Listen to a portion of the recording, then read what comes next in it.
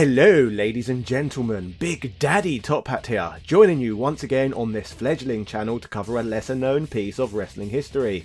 In today's content we shall be talking about Matt Striker, real name Matthew K, who is best known for his tenure with the WWE, where he bounced around the brands wrestling, managing and commentating. Now there is even more substance to this man's bizarre journey than what is usually highlighted.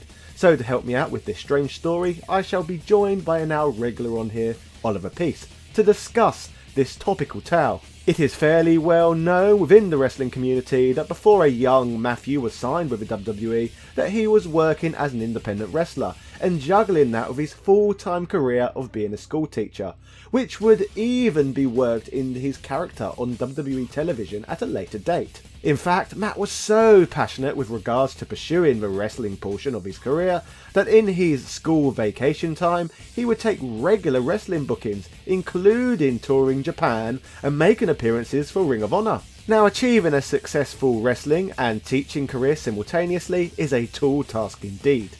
Working as a full-time school teacher, it quickly became evident that Matt didn't have as much time to do wrestling as he would have liked. So in order to try and achieve his wrestling potential and pursue his true love, Matt came up with a solution and would make the more than bold decision to lie to the school he worked at in order to take sick days so that he could attend wrestling bookings. Of course, when bunking off from your main job to do such things, there is always the chance of getting caught.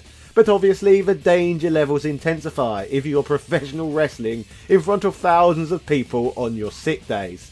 And caught naughty Matthew was, as in early 2005, Matt quit his full-time teaching job at Benjamin N. Cardozo High School after the school board found out that he had been using sick days as a way to pursue his wrestling. This whole fiasco would receive a fair amount of news coverage, with the technically disgraced teacher gaining adequate amounts of notoriety for his unconventional life decisions. Matt placing all of his eggs in one wrestling basket proved to be the right move though, as Matt would get to be in a mini feud on television with Kurt Angle after entering the Angle Invitational Challenge on the February 24th 2005 edition of SmackDown. Matt would wrestle Kurt several weeks back to back, with Angle even playing up the recent news coverage during the feud. It is speculated that the media coverage regarding pursuing wrestling over teaching was one of the main factors that resulted in WWE signing Matt to a full-time contract, which was aided further by WWE employees such as Tommy Dreamer and others being able to vouch for him who had known him previously. Obviously, this part of his career is more than well documented. The whole series of events is what his entire WWE character would initially be based around, with Striker quickly developing a villainous teacher persona. But what is rarely talked about is that there was more strings to Striker's bow than just wrestling and teaching, as he had a whole nother career before either of these chapters of his life. As the title of the video suggests, Matthew K, aka Matt Striker, was indeed a child actor. So, let's look at K's two biggest roles before he was dishing out education in a wrestling setting. For this portion of the video, we need to take ourselves back to 1986, to a time when Matt was only 12 years old. He would appear in a movie known as Wise Guys, a comedy film directed by Brian De Palma which would star Danny DeVito as Harry, an errand man for the mob who wished to climb their criminal ranks. Our hero of today's video, Matt Striker, in the film plays Harry's son, Harry Jr., and you don't have to wait long to watch him on screen as young Matt appears in the very first scene. As Danny DeVito's character is psyching himself up in the mirror with Robert De Niro's iconic "Are you talking to me?" line from Taxi Driver, it turns out young Matt Striker is doing the exact same thing, mirroring his father. As Danny DeVito questions what he's doing, Matt says he wants to be just like his father. Danny DeVito's character comically is annoyed by this and says he should be a lawyer or a judge and should be putting guys like him away. In another scene just a few minutes later, young Matthew asks his father if he can get a 10-speed bike like his friend. Harry replies that Frank is a fixer so he can afford it. Harry Jr. replies, "You mean he kills people, don't you? Boom, boom, boom, 3 in the back of the head." Speaking of Frank, the fixer, he shows up at a surprise birthday party irate that he wasn't invited. As he grabs a handful of cake, Harry Jr. gets right in his face. Cake, Frank. That's buttercream icing. Give it to the shop. You know, boom, boom, boom. 3 in the back of the head.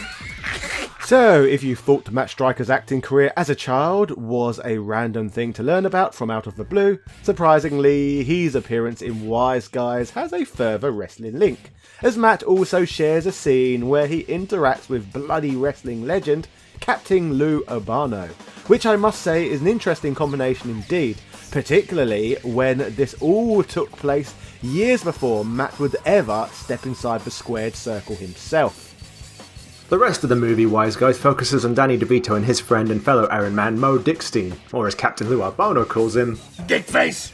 Young Matthew shows up again briefly near the end of the film, mourning at a funeral, but that's about it regarding his role in Wise Guys.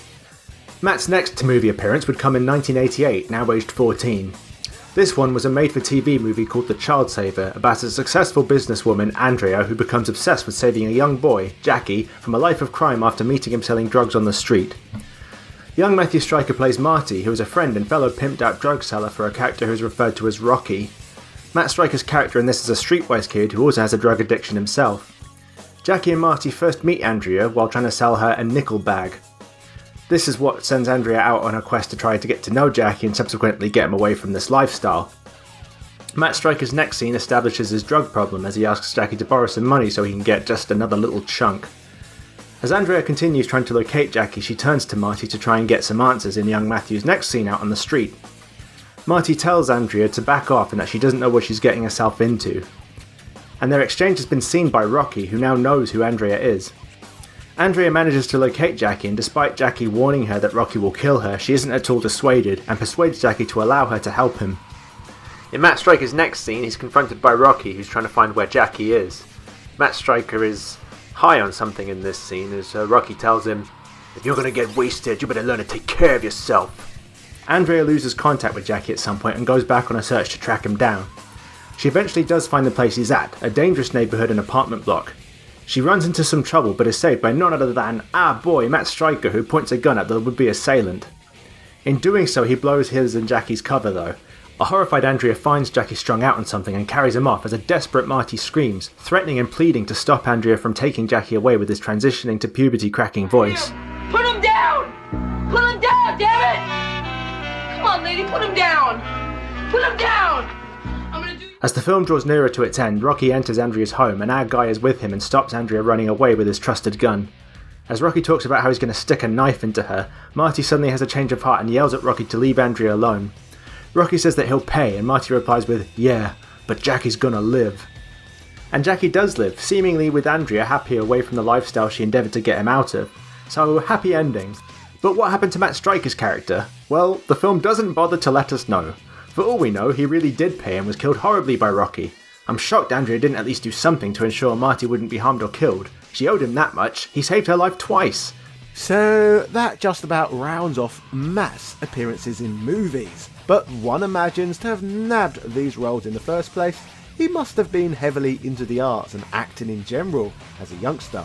All in all, highlighting that from the get-go, it was unlikely that Matt would ever have chosen to tread a more conventional life path, which illustrates further as to why he was much happier pursuing a wrestling career rather than a teaching one. Out of the videos we have made for this channel thus far, Matt is the first person we have featured who I have spent time with in real life, working on the same independent wrestling tour together in 2013, and even competing against one another in matches. As someone who has now worked as a school teacher myself, spent a great deal of time as an independent wrestler, and as someone who works as a general entertainer, making a full-time living from YouTube, I can really relate to Matt and some of the decisions he has made during his lifetime.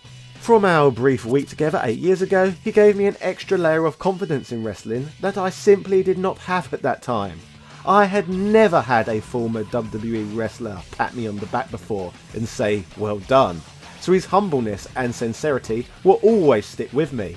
Matt is a lovely bloke who walks his own path. He is continuing to do the very thing that most teachers tell their pupils to do, which they actually rarely tend to do themselves. So for these reasons, he will always have my respect.